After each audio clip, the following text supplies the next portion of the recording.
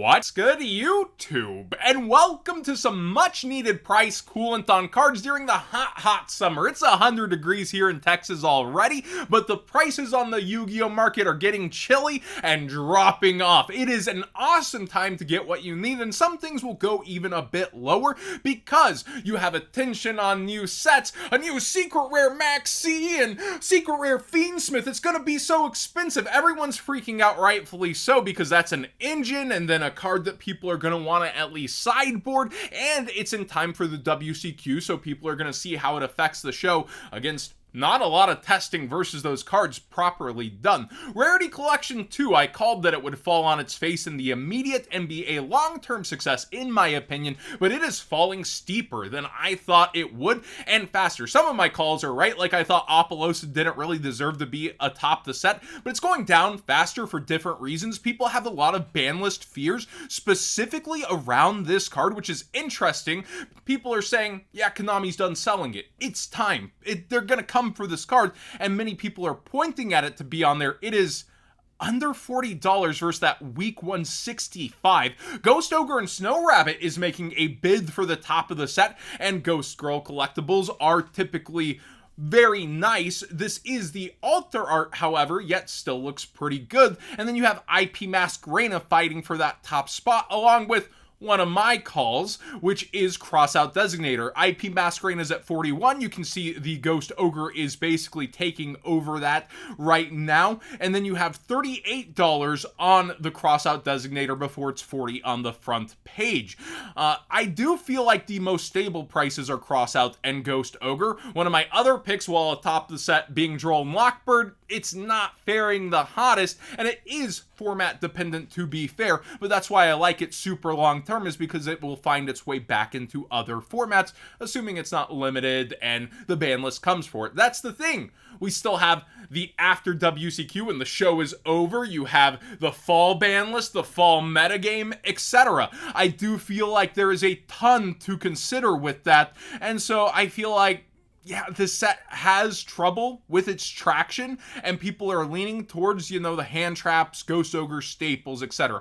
Also, huge note for those today that actually do watch the screen. I know that's rare. A lot of y'all watch the driving crew coming home, etc. And our listeners, if you are looking at the screen today, TCG Player is very glitched with, look at the 6 listings for Bonfire Collector Rare. If you actually click on it, there's 4 pages of this card. So quantities aren't actually reflected today while we're going through, unless we click on the card to talk about it. However, speaking of lowering prices, Maze of Millennia has plenty of that. The only ones that are going up right now, it feels like, are Rollback and Triple Tactics Thrust, and everything else is falling out a good degree. We just clicked on that Bonfire Collector Rare that's halved in price over the last 3 months, and Bonfire itself is under 40. So if you did wait for the WCQ to get your deck, your scramble is probably worth it, and you're timing it very well.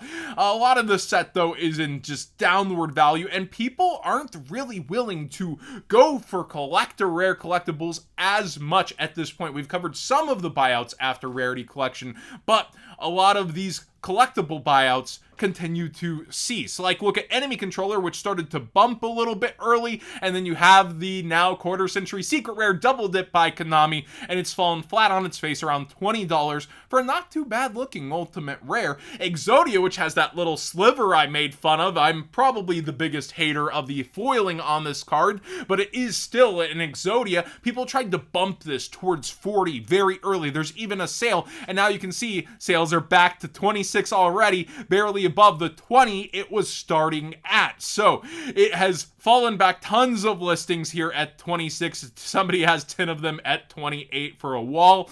Yeah, it's Exodia, but it don't look too good. But like I've also said here on Market Watch, there's cards I think are butt ugly that ended way up in price, like Raigeki. Harpies, I actually really like the EU version of this, but there's not a ton of past formats for it. You can see over the months it has fallen, and about a third of its price is chopped up. It's around $30 at this point. A slight bump up right now, but Yeah, these ultimate rares, they're not doing too hot for very iconic cards in Yu-Gi-Oh! That did have their time on the FNL list.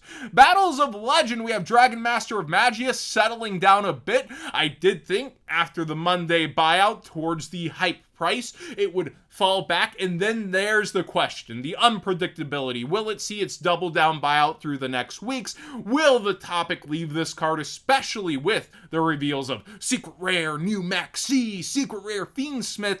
We'll have to wait and see how people actually react to the card/card price, but you can see some people are listing lower just to make that immediate sale among those big sells, and now several are starting to dip in under 700, but not from top-rated sellers yet.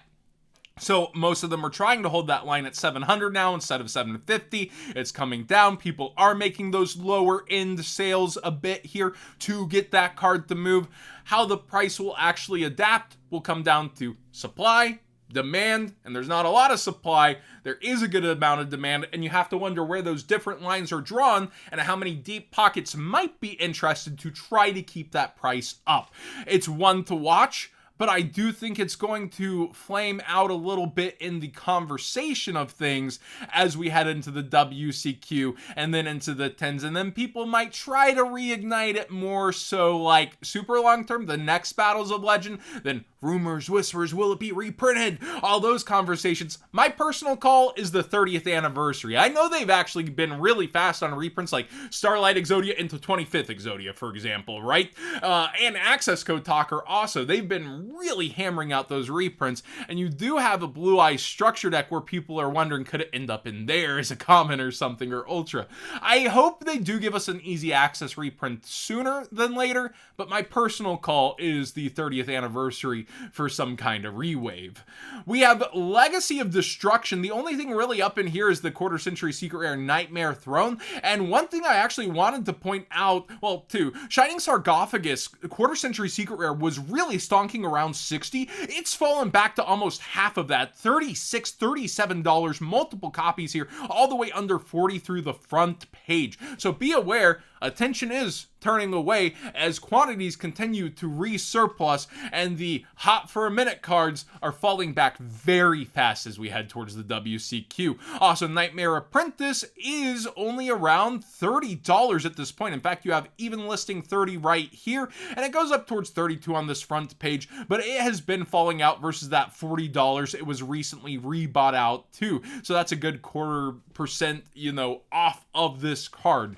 Nimble Beaver is up. So one of the only stonking things here is Ice Barrier / Ice Barrier Sprite. People are really buying into this deck. I guess I have to watch some gameplay. It feels like a bit of a meme to me of, oh yeah, Ice Barrier stonks. But Nimble Beaver Super Rare is going crazy. It's around $7, but you can see some people have super deep stacks of this. The Ice Barrier token was bought out towards $9. Again, find it a bit ridiculous, but chilly in the summer theme, I suppose. Gallopin' Gaia! One of my favorite phrases to say on streams. It has been bought back up towards $10. It only has one printing. Let me know if there's a specific reason for this, because Spiral Spear Strike also disappeared for most near mints. You see a couple here, 40 and then 45 and 60. Those are the only near mints on the entire market for the first edition. There's a couple of unlimbs here down in the under 12 section though. So unlimbs still exist in relative easy access, but first edition, the only one was like 23 and it's gone. So let me know why people are buying the Gaia stuff. And then finally, Dark Hole, we covered it starting to go up. It got bought out towards $90 and somebody even spent $70, $75 here as it went up. I think this is a bit much. It is one of the oldest Yu-Gi-Oh! Card field clears, but because of the ban list, it missed a lot of its iconic chances at formats.